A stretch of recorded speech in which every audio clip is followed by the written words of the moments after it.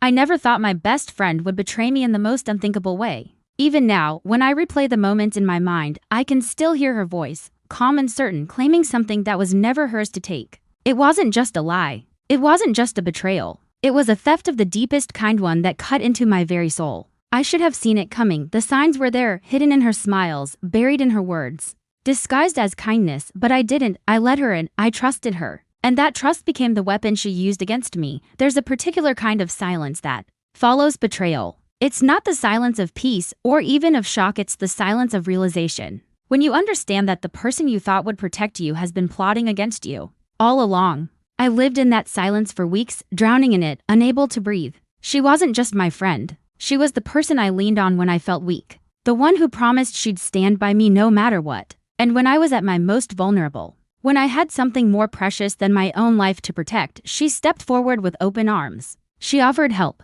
She offered comfort. She offered loyalty. And then she twisted it all into something darker. I remember the way she looked at me, her eyes steady, her lips pressed into a thin smile. "You don't deserve this," she whispered. At first, I thought she meant the exhaustion, the sleepless nights, the endless worry, but no. She meant something else, something far more sinister. She meant my baby. Even writing those words feels unreal. As if I'm describing someone else's nightmare, but it was mine. She claimed what was mine. As if love, blood, and sacrifice could be erased by her desire. She didn't just want to be part of my life, she wanted to take it over, to rewrite it. To steal the one thing that defined me, and the worst part, she almost succeeded. I can still feel the chill of that moment, the way my stomach dropped, the way my hands shook, the way my heart screamed inside my chest. Betrayal doesn't announce itself with thunder. It creeps in quietly, softly, until suddenly it's everywhere and you realize you've been living in its shadow all along. I know you're wondering how it happened. How someone I trusted more than anyone could turn against me.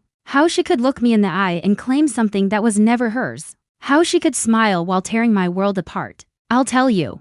I'll tell you everything. But not yet. Because before you can understand the depth of her betrayal, you need to understand the life I had before it all began, the innocence, the trust, the fragile happiness that made the fall so much harder. But before I tell you how she tried to take everything from me, you need to understand who I was before it all began. My life back then felt safe until she walked in with a smile that hid something darker. My name is Clara, and I was 26 years old when all of this began. Back then, I believed in simple things, the comfort of routine, the warmth of trust, the fragile beauty of a life that felt steady. I woke up each morning with a sense of purpose, convinced that the world was kind enough to let me keep what I loved. I didn't know how quickly that illusion could shatter. I lived in a small apartment that smelled faintly of coffee and lavender, the kind of place where sunlight spilled through the curtains and made everything look softer than it really was. My days were ordinary, filled with work, laughter, and quiet evenings where I dreamed about the future. I thought I had everything I needed: stability, hope, and a circle of people I believed would never turn against me. Trust was my foundation. I trusted. Easily, maybe too easily. I believed that when someone offered help, it was genuine. When someone smiled, it was sincere. When someone promised loyalty, it was unbreakable. That was the world I lived in, the world I thought I knew. Looking back, I realize how naive I was. I didn't see the cracks forming beneath the surface. I didn't notice the shadows creeping into the corners of my life. I was too busy believing in the goodness of others. Too busy convincing myself that nothing could go wrong. I carried myself with innocence. Not because I was blind, but because I wanted to believe. I wanted to believe that friendship was forever, that kindness was real, that love was enough to protect me from harm. I wanted to believe that the people closest to me would never use my vulnerability against me. But belief can be dangerous. It can blind you to the truth. It can make you ignore the signs that someone's intentions aren't what they seem. And in my case, it made me open the door to someone who would later try to take everything from me. I remember the first time she offered to help me. It seemed so harmless, so thoughtful. She said the right words, wore the right smile, and carried herself like someone who cared. I didn't question it. Why would I, back then? Kindness was something I accepted without hesitation. If only I had looked closer. If only I had asked myself why she was so eager, why her eyes lingered too long, why her words carried a weight I couldn't quite name. But I didn't. I let her in. I let her become part of my safe little world. And that was the beginning of the end. Her kindness wasn't what it seemed. It was a mask, carefully crafted to hide something darker. I didn't know it then, but every gesture, every word, every promise was leading me toward a betrayal I couldn't have imagined. But before I reveal how her smile turned into a weapon, you need to understand how our friendship began. She knew me better than anyone, or so I thought. Our friendship wasn't something that happened overnight, it grew slowly, like a vine wrapping itself around my life. Until I couldn't imagine a single day without her, we laughed at the same jokes, finished each other's sentences, and shared secrets that I never thought I'd tell another soul. She was the person I called when the world felt too heavy, the one who answered no matter the hour. Her voice steady and reassuring. I remember nights when we sat on my couch, legs tucked under blankets, sipping tea and talking about everything, our dreams, our fears, the kind of love we hoped to find. She'd lean her head against mine and whisper, "You'll always have me, no matter what," and I believed her. I believed every word. There was a comfort in her presence, a sense of safety that made me open doors I should have kept closed. I told her things I hadn't told anyone else, my doubts, my insecurities, the moments when I felt like I wasn't enough. She listened with an intensity that made me feel seen, understood, cherished. "Clara," she said once, her voice soft but firm, "you're stronger than you think. You just don't see it yet." I smiled, grateful for her faith in me. But looking back, I wonder if those words carried a different meaning, if she was already measuring my strength against her own plans. We built rituals together. Friday nights were ours, movies, takeout, and long conversations that stretched into dawn. She'd tease me about my taste in films, and I'd laugh at her dramatic reenactments of scenes we both knew by heart. There was joy in those moments, pure and unfiltered. The kind of joy that makes betrayal feel impossible. She was there for the milestones too. When I got my first promotion, she showed up with champagne and balloons, insisting we celebrate like it was the biggest achievement in the world. When I cried over heartbreak, she held me until the tears stopped, whispering promises that I'd find happiness again. "You deserve everything good," she told me once, brushing my hair back from my face. "And I'll make sure you get it." At the time, it felt like love, the kind of love only a best friend could give. But now, those words echo differently. They sound less like support and more like possession. As if she was already claiming a role in my life that went beyond friendship. We shared laughter. But we also shared silence, the kind of silence that comes when you don't need words. When someone's presence is enough. I thought that silence meant trust. I thought it meant safety. But maybe it meant something else, something I couldn't see. There were moments when her gaze lingered too long, when her questions dug deeper than they needed to. "What do you want most in life?" she asked me once, her eyes searching mine. I hesitated, then answered honestly, "A family, a child. Someone to love who's truly mine." She smiled, but it wasn't the smile of a friend celebrating my dream. It was sharper, quieter, almost secretive. "That's beautiful," she said. "And when it happens, I'll be right there with you." I didn't think much of it then. I thought it was loyalty, devotion, the kind of promise that made me feel less alone. But now, I wonder if it was something else entirely. She knew my routines, my habits, my weaknesses. She knew the way I thought, the way I loved, the way I trusted, and she used that knowledge to weave herself deeper into my life. Until I couldn't tell where I ended and she began. Looking back, I realized how carefully she positioned herself, how she made sure she was always close, always indispensable. It felt like love, but it was something darker, something I didn't recognize until it was too late. She knew me better than anyone, or so I thought. And when I finally told her the news that would change everything, I didn't realize I was handing her the very thing she would later try to claim as her own.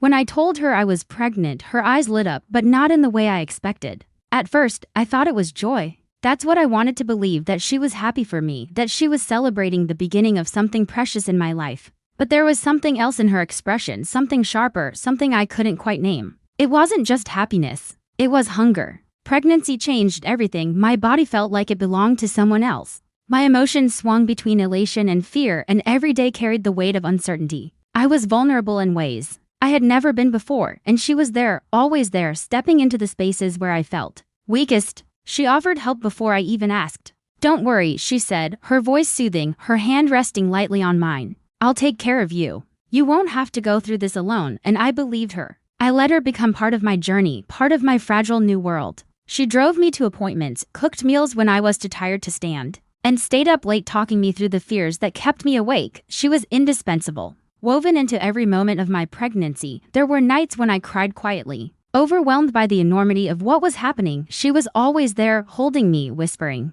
"You're stronger than you think, and I'll be here every step of the way." Her words wrapped around me like a blanket, but beneath the warmth, there was a chill I couldn't ignore. She wasn't just helping, she was embedding herself deeper, becoming essential in ways that felt both comforting and unsettling. I remember one evening when I was too exhausted to cook. She showed up unannounced, carrying groceries, moving through my kitchen like she owned it. "You need to rest," she insisted, pushing me toward the couch. "I'll handle everything," I laughed, grateful, but something about the way she said it lingered. It wasn't just kindness, it was control. As the months passed, her involvement grew. She came to every doctor's visit, asked questions before I could, and sometimes answered for me as if she knew better. "She's been feeling tired," she told the nurse once, her tone protective, almost possessive. I smiled weakly, but inside, I wondered why she spoke as though my life was hers to narrate. Still, I couldn't deny how much I needed her. Pregnancy stripped me bare, left me fragile, and she filled the gaps I couldn't manage alone. I leaned on her, even when something inside me whispered that I shouldn't.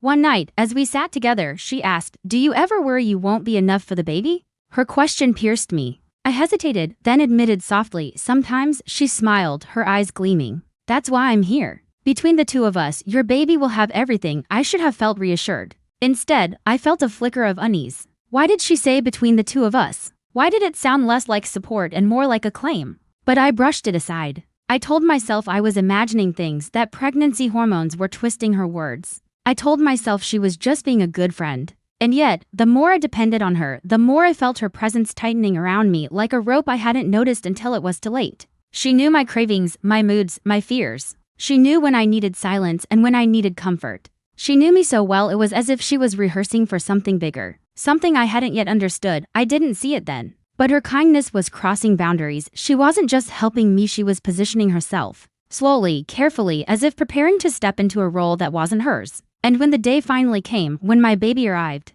her involvement would no longer feel like support. It would feel like something else entirely. She held my baby longer than I did, and I told myself it was just love. The moment she was born, the world shifted. I remember the sound of her first cry, sharp, fragile, yet powerful enough to break me open in ways I didn't know were possible. My chest ached with a love so fierce it felt like fire, and for a brief moment, nothing else existed. Just me, my child, and the overwhelming realization that I would never be the same again. But even in that sacred moment, she was there, my best friend, hovering, watching. Reaching out before I could fully take it in, she scooped my baby into her arms with a tenderness that should have comforted me, but instead left me strangely hollow. "She's perfect," she whispered, rocking her gently, her eyes shining with something I couldn't quite name. "You don't know how lucky you are." I smiled weakly, exhausted, trying to convince myself that her eagerness was nothing more than affection after all. She had been by my side through everything. Why wouldn't she want to share in this joy? But as the hours passed, I noticed how often my baby was in her arms instead of mine.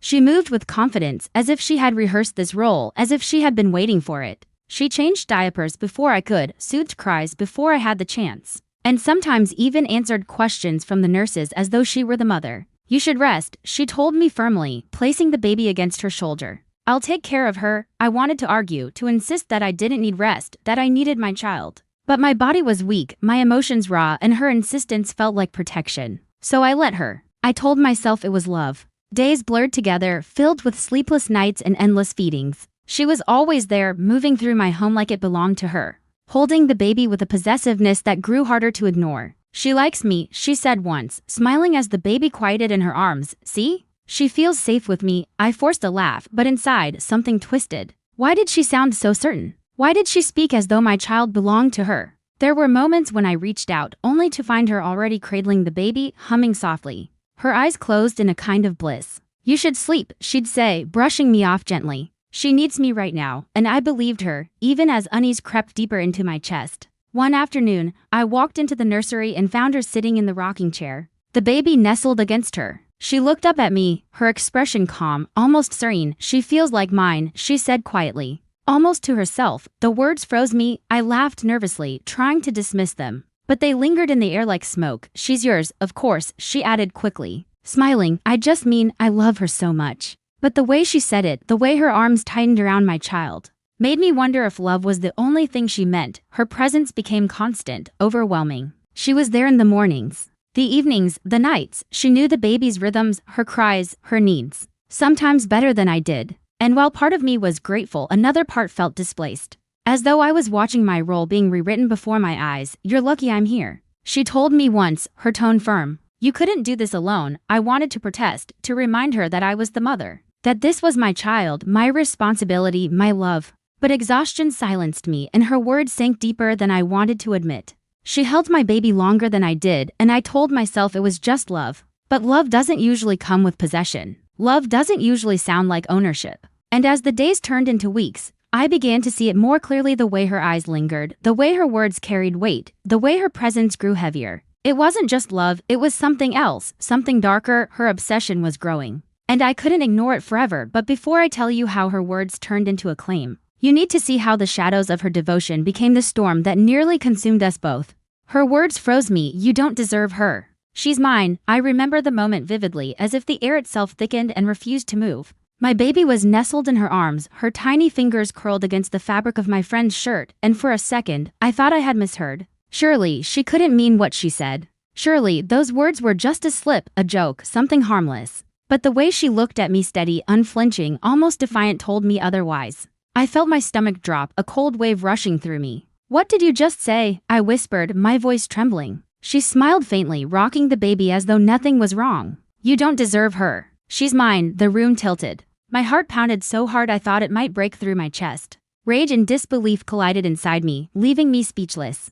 I wanted to snatch my baby back, to scream, to demand an explanation, but my body betrayed me. I stood frozen, staring at the person I thought I knew, realizing she was someone else entirely. "You can't mean that," I managed, my voice cracking. "She's my child." Her eyes narrowed, her tone calm but chilling. "You think you can handle this? You're exhausted, overwhelmed, barely holding yourself together. I've been here every step of the way. I've done more for her than you have. She feels more like mine." The words cut deeper than any blade. I wanted to argue, to remind her of the nights I stayed awake, the sacrifices I made, the love that consumed me from the moment I knew I was pregnant. But she spoke with such certainty, such conviction, that doubt crept in where it didn't belong. I shook my head, tears burning my eyes. "She's mine, don't you dare say otherwise." She leaned closer, her voice dropping to a whisper. "You don't see it yet, but everyone else will. They'll know you can't do this alone. They'll know she belongs with me." Her confidence terrified me. It wasn't just a passing thought, it was a claim, a declaration. A line drawn in the sand, and I realized, with a sinking dread, that she wasn't going to let it go. From that moment on, everything changed. The air between us thickened with tension. Every interaction laced with unspoken hostility. She began to assert herself more boldly, stepping into roles that weren't hers, speaking as though she had authority over my child at the pediatrician's office. She answered questions before I could, her tone firm, her presence commanding. "She's been eating well," she told the doctor, her hand resting possessively on the baby's back. I sat there, silent, my voice drowned out by hers. At home, she moved with entitlement, picking up the baby without asking, soothing her cries with a smug smile. "See," she said once, her eyes locking onto mine. "She needs me." I wanted to scream, to push her away, but exhaustion and fear held me back. What if she was right? What if I wasn't enough? But beneath the fear, rage simmered. How dare she claim what was mine? How dare she twist my vulnerability into weakness? The confrontation grew sharper with each passing day. Arguments erupted, words flying like daggers. "You're crossing boundaries," I told her once, my voice shaking. "She's my child, not yours." She laughed, a sound that chilled me. "Boundaries? You wouldn't survive without me. You should be grateful I'm here." Grateful. The word echoed in my mind, bitter and cruel. She wanted me to thank her for stealing pieces of my life, for carving herself into spaces that weren't hers. I began to see her differently, not as a friend, but as an intruder, a thief. Someone who had been plotting all along, and the more I resisted, the more determined she became. One night, as I finally managed to hold my baby close, she stood in the doorway, her arms crossed, her eyes cold. "You'll see," she said softly. "She's mine. And soon, everyone else will see it too." Her words lingered long after she left the room, poisoning the air, seeping into my thoughts. She wasn't just claiming my child, she was preparing to prove it. I didn't know how, but I could feel it. She had a plan. A plan to take what was mine, to convince the world that I wasn't enough, to rewrite the story of my life. And as much as I wanted to believe I could stop her, a part of me knew the confrontation was only beginning. But before I tell you how her claim turned into a battle, you need to see how the confrontation escalated into something I could no longer ignore. She looked me in the eye and said, "Everyone knows you can't handle this." Her words sliced through me, sharp and deliberate, leaving me stunned in silence. I wanted to scream, to deny it, to prove her wrong, but the way she said it, calm, certain, almost rehearsed, made me falter. It wasn't just an insult. It was a declaration, a verdict she wanted me to believe. I clutched my baby tighter, my arms trembling. "Don't you dare say that," I whispered, my voice breaking. "I'm her mother, I'm enough." She tilted her head, her smile thin and cruel. "You think so? Look at yourself. You're exhausted, you're overwhelmed, you're barely holding it together. Everyone sees it. Everyone knows you're not capable of raising her alone." Gaslighting, that's what it was. She wanted me to doubt myself, to question my worth, to believe that I was failing. And for a moment, I almost did. Her words echoed in my mind, feeding the insecurities I had tried so hard to bury. I've been here every step of the way, she continued, her tone rising with conviction. I've done more for her than you have. I've given her stability, comfort, love. What have you given her? Tears, chaos, fear. My chest tightened, rage and despair colliding inside me. Stop it, I snapped, my voice shaking. You're twisting everything. You're making me doubt myself, but I know the truth. She's mine. Her laugh was soft, mocking. Truth? The truth is, you wouldn't survive without me. You should be grateful I'm here. Without me, she wouldn't even be safe. I felt my knees weaken, my breath shallow. She was relentless, pressing into every crack in my armor, every insecurity I carried, and yet, beneath the fear, something else stirred, anger, cold and steady, rising like a tide. You're wrong, I said firmly, though my voice trembled. You don't get to decide what I can or can't handle. You don't get to claim what isn't yours. Her eyes narrowed, her tone dripping with disdain. You'll see. Everyone will see. When you fall apart, when you prove you can't do this, they'll know she belongs with me. The confrontation escalated with each passing day. Arguments erupted like storms, sudden and violent, leaving me drained and broken.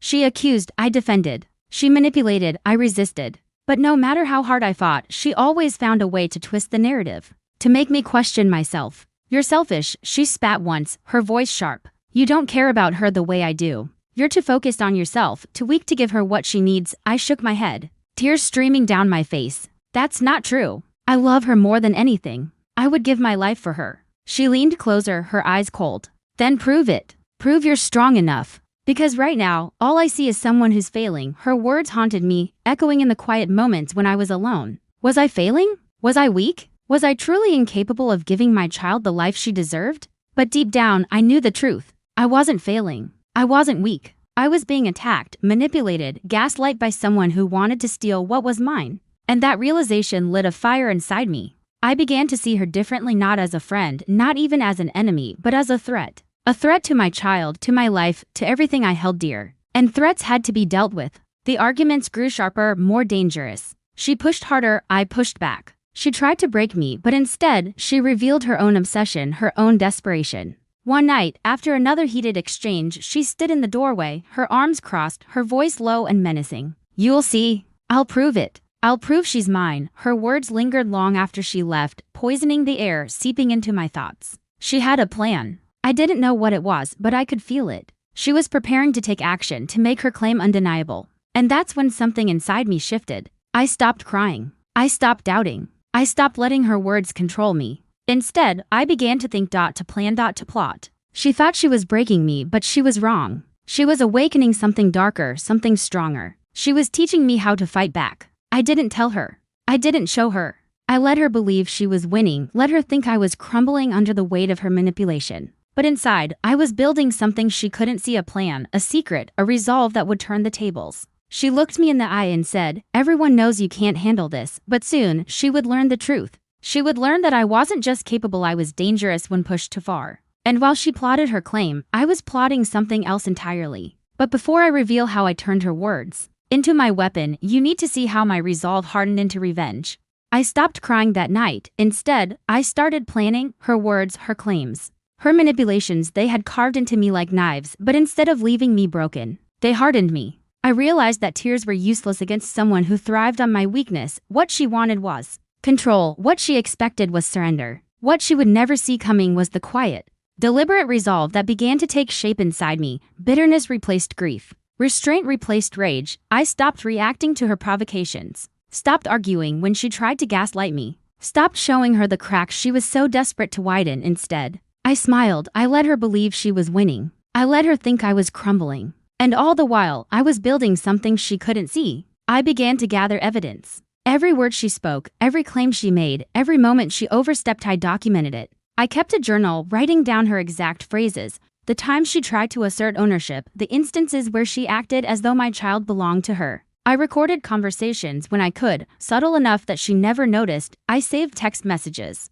screenshots, anything that revealed her obsession. She thought she was clever, but she was careless. Her arrogance made her sloppy. She didn't realize that her words, once spoken, could be turned into weapons. I started setting traps, small ones at first. I'd ask questions I already knew the answers to, just to see how far she'd go. Why do you think she cries less with you? I asked one evening, my tone innocent. Her reply was sharp, confident. Because she knows I'm her real mother, I wrote it down. Another piece of evidence. Another nail in the coffin she was building for herself. I manipulated situations, too. I let her take over, let her act as though she was in charge, while I quietly observed. I let her speak for me at appointments, let her hold the baby longer, let her bask in her illusion of control. And then, when she least expected it, I'd step in, reclaiming my role with a calm authority that unsettled her. The more she believed she was winning, the deeper she walked into the trap. I stopped showing fear. I stopped showing doubt. Instead, I gave her silence, smiles, and subtle nods that made her think I was defeated. But inside, I was sharpening my resolve, preparing for the moment when I would turn everything against her. She didn't notice the shift. She thought my quiet was surrender. She thought my restraint was weakness. She thought my calm was defeat. But it wasn't. It was calculation. I began to speak less, but when I did, my words carried weight. "You're right," I told her once, my voice steady. "You've been here for everything." Her smile widened, triumphant. She didn't realize that I was baiting her, that I was giving her the rope she would eventually hang herself with. I learned to control my emotions, to mask the fire burning inside me. I let her think she had broken me, but in truth, she had awakened something far more dangerous.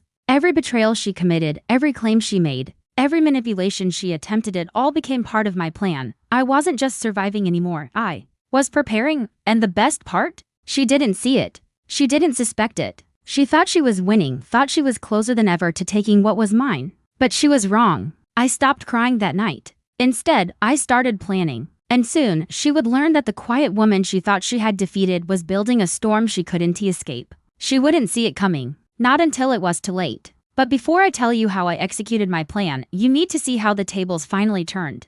Her face crumbled when she realized the trap was hers, not mine, for weeks. I had let her believe she was winning. I let her think she had broken me. That her words had carved me into someone weak. Someone incapable, but all the while, I was gathering, waiting, preparing, and when the moment came, I struck with precision. It started small. I invited her over just as I always did, letting her move through my home with the same entitled confidence. She picked up my baby without asking, her smile smug, her tone dripping with ownership. "She's happiest with me," she said, rocking her gently. I smiled, calm, unshaken. "Funny," I replied softly. "Because I've been keeping track." Her brow furrowed. "Keeping track of what?" I pulled out the journal, the recordings, the messages, all the evidence I had collected, her words, her claims, her obsession laid bare in black and white. "Of everything you've said, of everything you've tried to take. You thought I wasn't listening, but I was, and now everyone else will hear it too." Her confidence faltered, her smile slipping. "You wouldn't dare," she whispered, her voice trembling. "Oh, I would," I said, my tone steady, cold.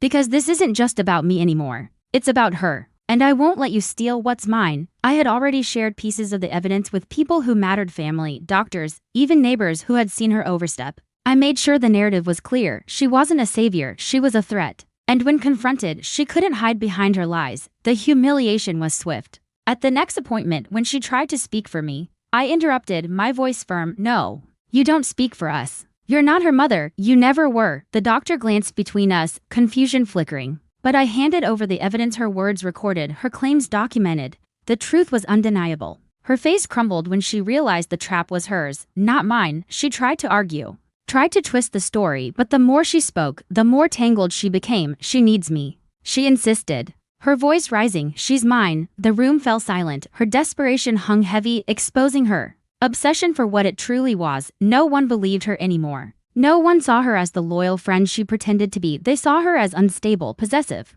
dangerous. I stood tall, my baby in my arms, my voice calm but resolute. "You've crossed every boundary. You've claimed what was never yours, and now everyone knows the truth." Her downfall was painful to watch, but necessary. She had built her power on manipulation, on gaslighting, on my vulnerability. And now, stripped of her lies, she had nothing left. She begged, tears streaming down her face. I just wanted to be part of her life. I just wanted to matter. I shook my head, my voice steady. "You wanted to take what wasn't yours, and you thought I wouldn't fight back. But you were wrong." The humiliation was complete. She left that day with her head bowed, her confidence shattered, her obsession exposed. But even as she walked away, I knew it wasn't over. People like her don't let go easily. Her face crumbled when she realized the trap was hers, not mine. But the consequences of her obsession still lingered, shadows that refused to fade. And though I had reclaimed control, though I had exposed her lies and protected what was mine, I couldn't shake the feeling that she wasn't finished, that somewhere in the silence,